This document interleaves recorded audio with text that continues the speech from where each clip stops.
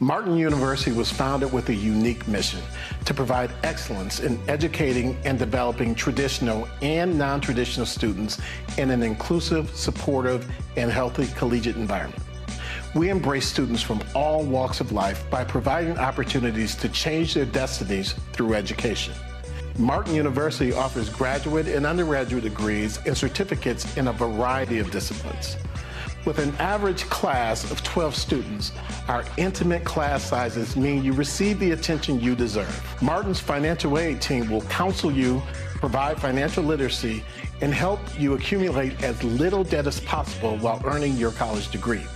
Martin's Student Success Center is an engaging space dedicated to assisting students reach their full learning potential. If you're ready to begin or complete your college journey, Martin University has a place for you. Welcome to Let's Talk Live with Martin U, the live podcast bringing much needed community conversations to the table. Let's Talk Live with Martin U is an exciting, reverent, and educational podcast that digs deep into the current topics, community involvement, and stories of our alumni success that only Martin University can deliver. I am your host, Antia King, and joining me today is Dr. Clyde Posley, moderator, Union District Baptist Church Association, senior pastor. Thank you for joining me today. Thank you, Ms. King. I'm delighted to be here, and thank you for the invitation. Yeah, so let's get right into it. I know today is a very gloomy day in December, but nonetheless, this is the season to give. And so I want to talk to you just about how important it is for all of us to come together during seasons of this. And so to start off, I want you to introduce yourself and let us know who you are and what you do. Well, again, thank you for being here. I'm delighted to be here. I am Clyde Posley Jr. I am the senior pastor of the Antioch Missionary Baptist Church. It's located at 704 East 32nd Street here in the heart of Indianapolis, Indiana, off of 32nd and College. I'm also the moderator of the Great Union District Baptist Association here in Indianapolis, which is a conglomeration of roughly about 35 to 40 churches, which I oversee.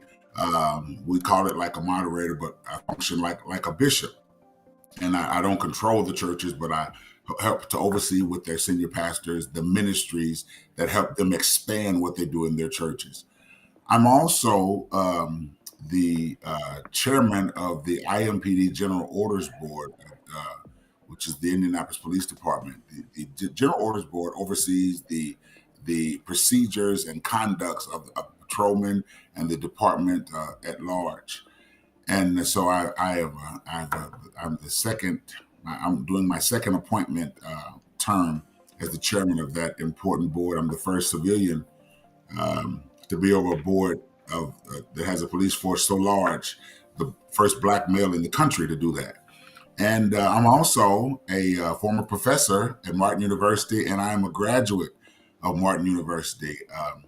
And so I am delighted to be here and looking forward to a robust conversation at this seat of learning at the Martin University, which has done so much to help shape my destiny and my future. I'm indebted to the professors and the notion that the founder of Martin, Father and Sister Jane, I'm indebted to the notion that you can change your future with education. I'm a living witness.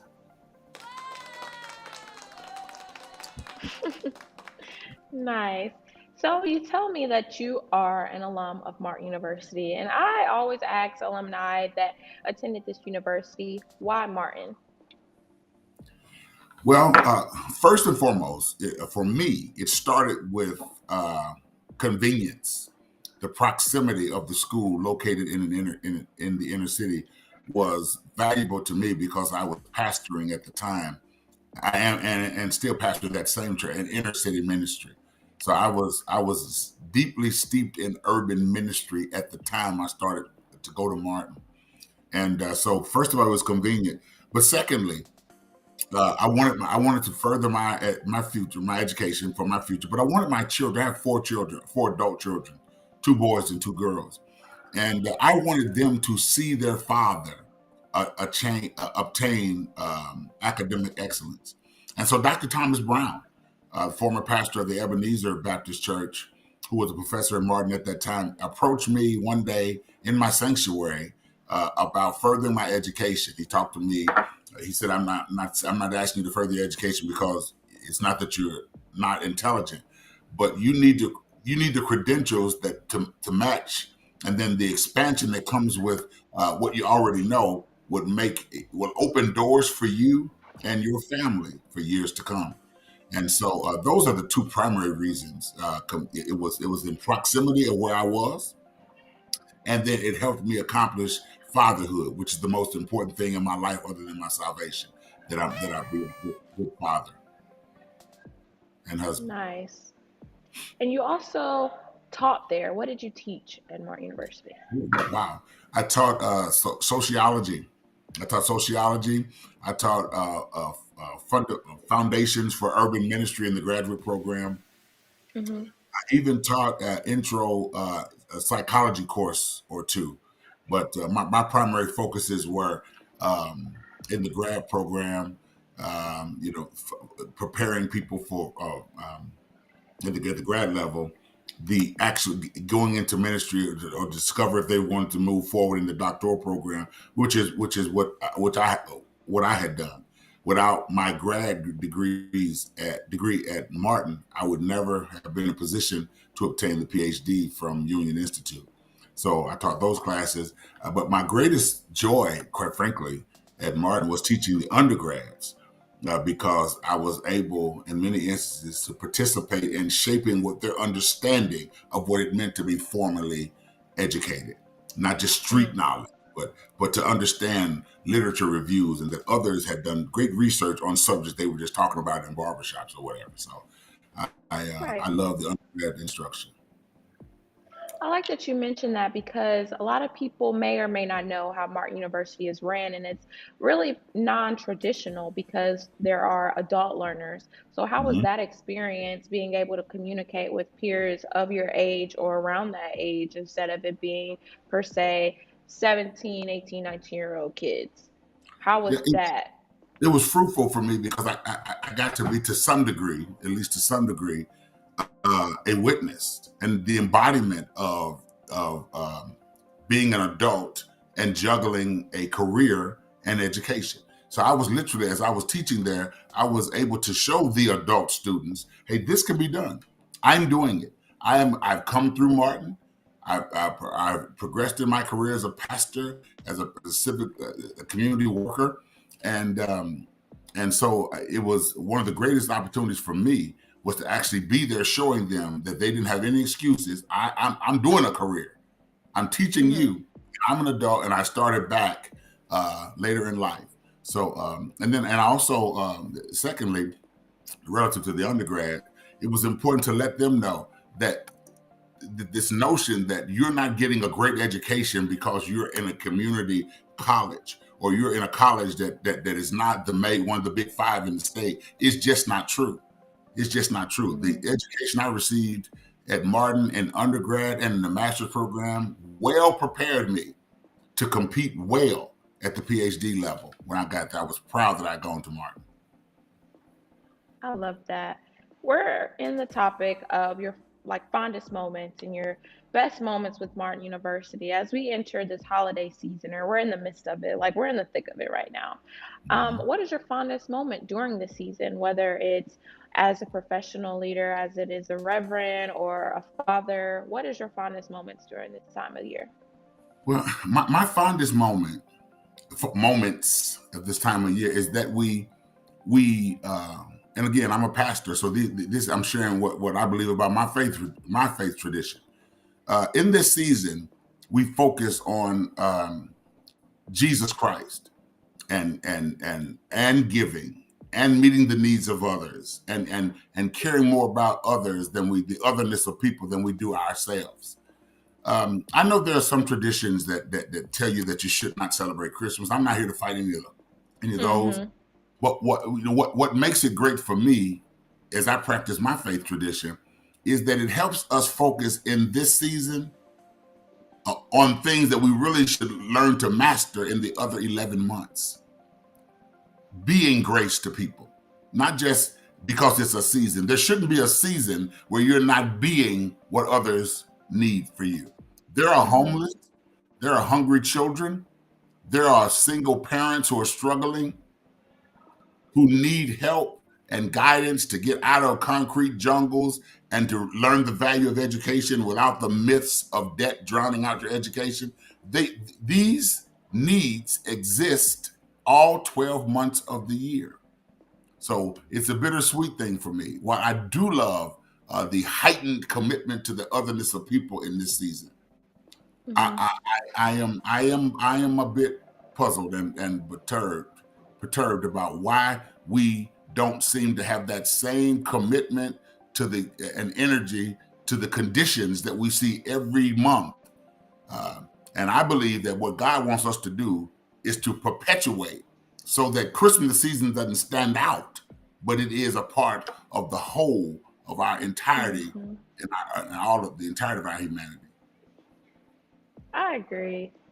During the season, like you said, although it should be all 12 months, say people do just focus on November and December. During this time, how important is it for faith groups and other groups to step up and support our communities throughout this holiday season? It is vital because, unfortunately, there is not the spirit of concern and kindness that needs to exist in the world. The church, I have a saying that the biggest problem that the world has is what the church doesn't do. And what I mean by that is, if whatever is supposed to be lined up with the will of God, whatever people should understand about God's expectations should come from the church. He says to us that in his first sermon, his first major discourse in Matthew chapter 5, we are the light of the world and the salt of the earth. And if we don't light the world, then the world won't know how to see him. And so the church, and when I say the church, I mean the believer, those who believe that they have been regenerated through intimacy with God through Christ. The church is supposed to be an example of what a new life can produce. So it is vital.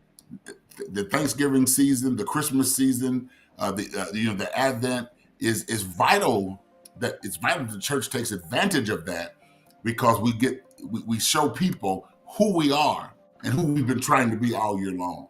So we have to take the lead, because if the church doesn't lead, it's just not right, in my view. I'm with you when you're right. During this time, there's also grief, and it's really big during this time of year, and depression.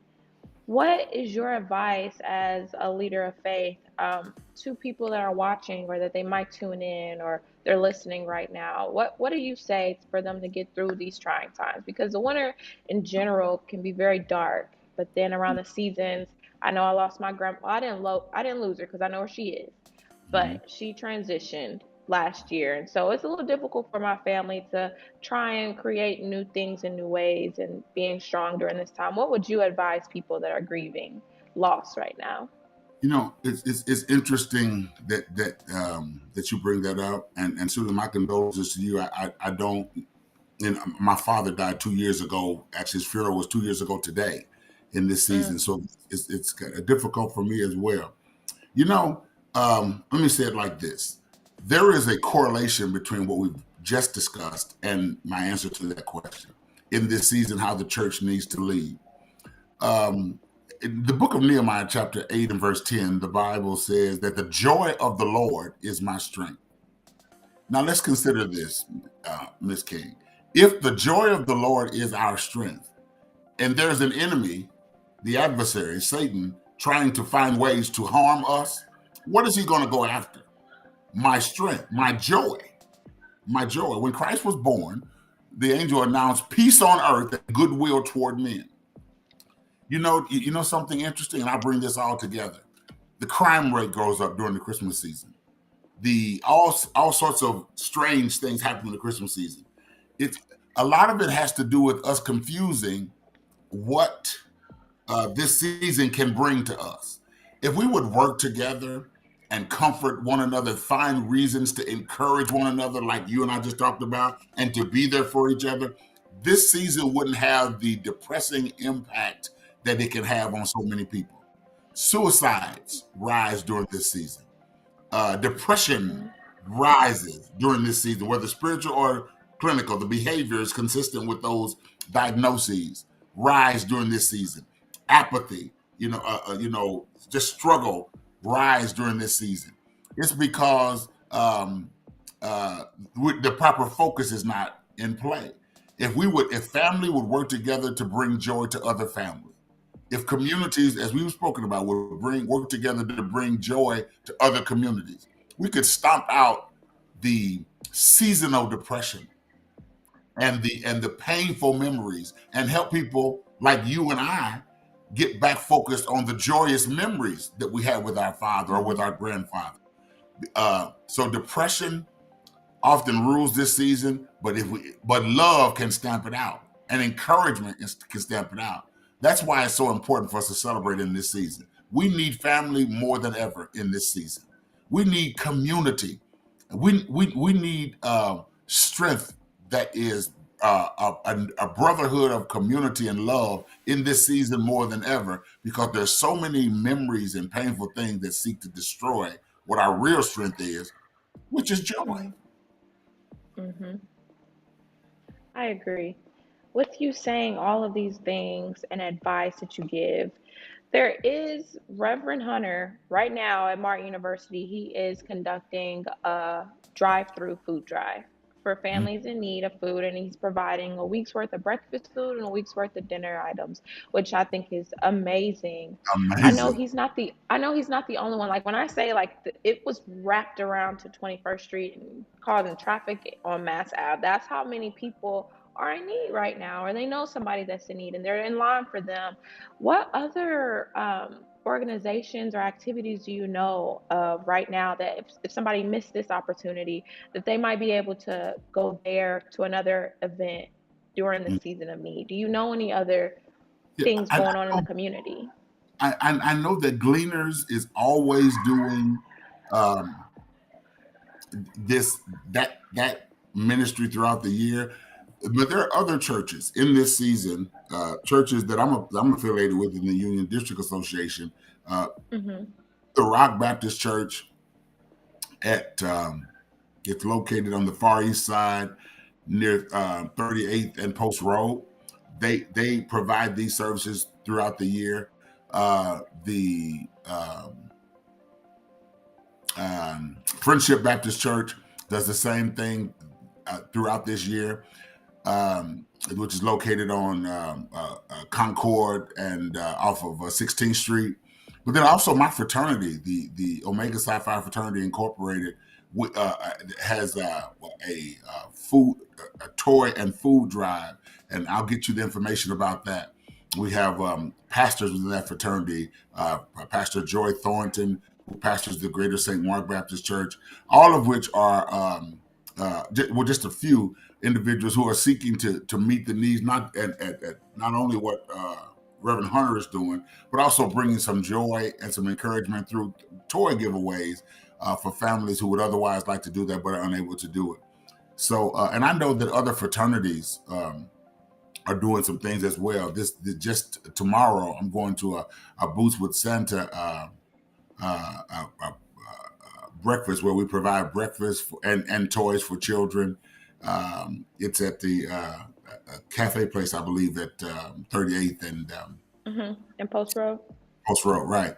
And so there's several things that are going on. Too much for me to all list them all here today, but it's going to take us all. And by the way, what Reverend Hunter is doing, one thing I love about what he does is he's so consistent with it.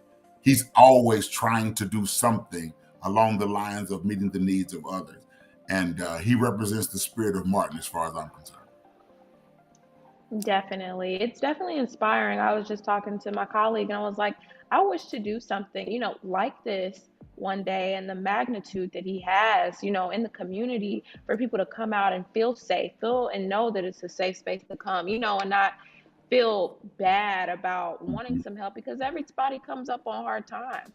So I Mhm. really admire what he's doing and how big it is. Like, I've never seen anything firsthand. You usually see people like United Way or the Red Cross, but to see Mhm. somebody that looks like you, that's from your community, doing something, it makes a difference, and it makes you want to do something like that too. That is exactly right. We've grown accustomed to to accepting and sometimes maybe taking for granted that larger corporations are going to do it. But you just hit the nail Hmm. on the head, Miss King. When you see others who look just like you meeting your needs, some things come to your mind. One of them is you get the feeling they know what it's like to be in that other position and they care about it. And nothing draws people to a relationship like knowing that someone cares about them and understands where they are.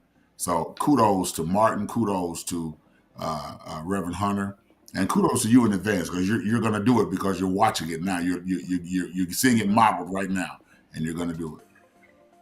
Yeah, I'm like, dang, and I'm, learning as I enter my own career and just seeing who's helping who in the sponsorships and knowing that it's not just you that is doing this providing. There's other people that want to provide and donate and contribute in some way, in some fashion. It's just like, wow, there are, it makes you have hope in humanity to see people that think of something other than themselves. Absolutely, and you never know. There are people who want to give. I've had people come to me who wanted to give, didn't know where, didn't know Hmm. how. They don't go to traditional church. But they want to give, and so it's right to ask. And you'd be surprised at how many people will join in to deal with the crisis of others if we just let them know how to do it.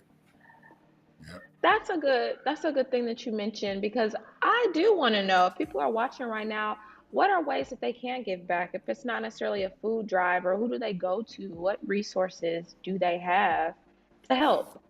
Well, let's look at this in a simplistic way. Uh, a church is an organization that touches more people who look like you than any other organization, other than the workspace. Most people you Hmm. know, in one way or another, either through grandma themselves, their parents, their spouse, are going to be touched by a church. You know, just about every church I know has a youth department, and they have seniors, and the churches that I oversee, most of them have some type of feeding program. So Hmm. often people, so what I'm getting to is connecting with a local church, which is doing more of connecting with the city now than ever before. When you go to a church and you say, "Hey, I want to help with the youth department. I want to deal with this food desert, these food insecurities in our community," or my mother died of dementia and Alzheimer's, so maybe a person has a desire to kind of give back to seniors. The local church, in my view, and I know this to be true, has every area of ministry that we would like to get involved in. And they probably have connections with city leaders that can support with funding if people who really want to engage in ministries, youth ministries, young adult ministries, single parenting, daycare needs, geriatric issues, aging concerns, vaccine concerns. Churches, one of the things I love about church today is how much more accessible it has become to people who just want to do ministry and maybe not get involved in some of the politics or some of the personal relationships. They just want to serve. Church is a great avenue to get involved with doing things that are actually going on, because whether folk want to admit it or not, the church is having to serve every need that's going on in the community with meager resources. With Hmm. meager resources, government has far more resources to do these things than churches do, but churches try to do it all the time with meager resources. So those are access points that I'm sure of. Nice. And what advice would you give people in the community that might be struggling and need hope? I would tell them to not decide to make lifelong decisions on the pain of a moment. One thing in life is that it is evolutionary in the sense that the word evolution just means change. It is always changing. And so I would tell someone who's struggling, who feels the burden and the weight of today, or maybe the burden and weight of the Christmas season, or maybe the burden and weight of a loss or a death in this season, you can get through it. Don't decide that life is over because of how you feel at this moment. There are people who have gone through what we have gone through and have made it through. And Christ does offer the hope to get you through this moment. It would be wrong for me to say there won't be moments of depression in everyone's life. I've had them. There will be moments of despair, of you're frustrated, or you can't see exactly what's coming next. That is a part of every person's life. But I am a living witness. If you don't quit, you can win. The only time things can't get better for you is if you quit. If you give God a chance. I'm a living witness. There's more than I want to say on this screen, but I wasn't born in the house I live in. I wasn't born driving the car I drive. I was not born with all these letters behind my name. I was born in the ghetto. I didn't grow up. My family didn't have a bunch of money. But I met the Lord at an early age. And what I can tell you is he has made the difference in my life. I went through moments of hopelessness, despair. Why live? What is all this worth it? What I didn't do is ever give up on myself. And that gave me an opportunity to see what God could do. And he's been good to me. My life is not perfect, but it's far better than it would have been had I not met the Lord. Amen. That is really, we could just stop right there if you want to, because that is just the way to end it, like literally. If you do have anything else you'd like to share, feel free to right now before we close on out. I just want to say I'm proud of Martin. I'm so proud of Martin.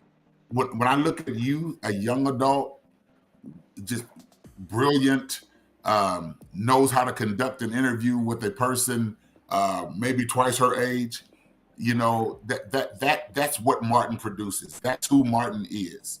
And I want those who are on the podcast, you listening in, to recognize this is what Martin produces. You and I represent examples of what Martin produces, and this stigma that it's a small school, so there's not this big learning going, and it's not IU, it's not Purdue, it's not IUPUI, it's not Notre Dame. Listen, the value and quality of Martin University is seen in what it produces. The Bible says you can tell a tree by the fruit it bears. And I think that's true about Martin. I'd like to think I've done a few things, and that you've done a few things that tell the world Martin is doing what it's supposed to do. I agree. Well, thank you so much. Now looks like all the time that we have today. I want to thank you for joining us for Let's Talk Live with Martin Yu, and just for sharing your knowledge and your expertise and your wisdom with the Martin community. I really appreciate it. And I'd love to have you back on one of these days to talk more. Just tell me when. I'd love to come back. Nice. And again, if you're watching, my name is Antia King, and I will see you same place, same time next week on Let's Talk Live with Martin Yu. You guys have a good Friday. You too. Bye-bye. Bye. I was a little fearful when I started, but my goal was to become an attorney. I want to be that beacon of light to help them out of situations that they find themselves in and cannot afford an attorney. With Martin being that one hidden jewel in the city, you drive past it every day, I stopped, and that chance turned into reality. It will allow you to live out the dreams that you may not have even known were there.